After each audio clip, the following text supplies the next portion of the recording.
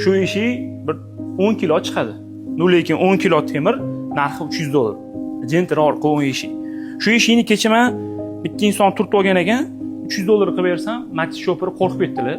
Urib olgan ekanlar Matiz. Va menga aytdilar, "Ukam, insof bilan" dedilar. Insof bilan sotgan dedilar. Men innomadim, yoshlar katta ekan. "Okajon, nima dedim, neto gapirdimmi?" desam, 10 kilogina chiqadi-yu shu temir dedilar. To'g'ri kelgan radnoy detalda desam, "Mayli, kelishtirib beraman" desam, "Yo'q, to'xtagin" dedilar. O'g'illariga telefon qildi, o'g'illari keldilar. Gentran shoperi olaman turibdi-da shuni.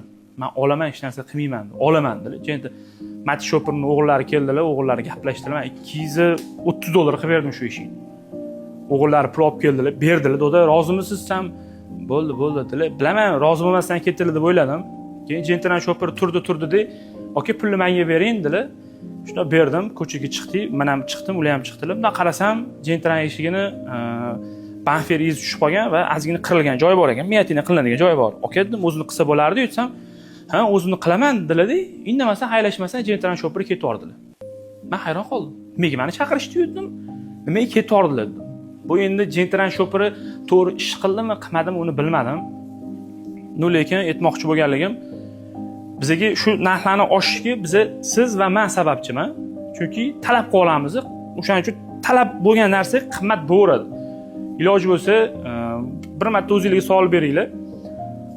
Mashinada kraska tegsa nima bo'ladi? Hech narsa o'zgarmaydi, yurmay qolmaydi-yu. To'g'ri, narxi tushishi mumkin ozgina. Lekin siz sotish uchun emas, minish uchun olasiz. O'shaning uchun iloji bo'lsa, qaysidir qiynalgan inson mashinangizni turtib olsa, akalar iltimos qilib qolaman, radioy detal taqaman yoki kalt shuni berib qo'ymanglar. U insonning ham vaziyatini bitta tushunaydi. Shu videoni olish maqsadimiz shu. Avvalo bizga umuman ishinglar tushmasin. Tana joyingiz sog' bo'lsin. Noinsof shoperlarga tashab qo'yinglar bu videoni. Qanaqadir qatiqadir tegib qolsa kerak deb o'ylayman. Aniq bilaman, kimdir mashinasini urib olgan bo'lsangiz, sizni ham boshingizda shu tema bo'lgan. Biz har kuni bunaqa temalarni ko'pni eshitamiz.